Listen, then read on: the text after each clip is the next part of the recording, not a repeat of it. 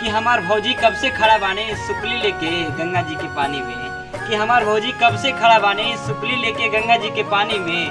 उगी है सूरज देव होई ना भोर।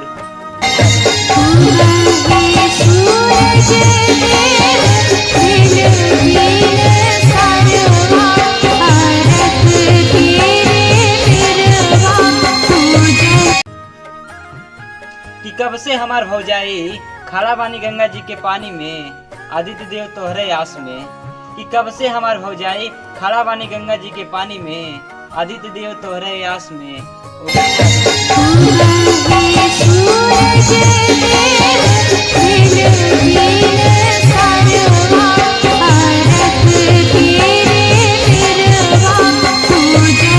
आप सभी देशवासियों को हैप्पी छठ पूजा हमारे YouTube चैनल की तरफ से।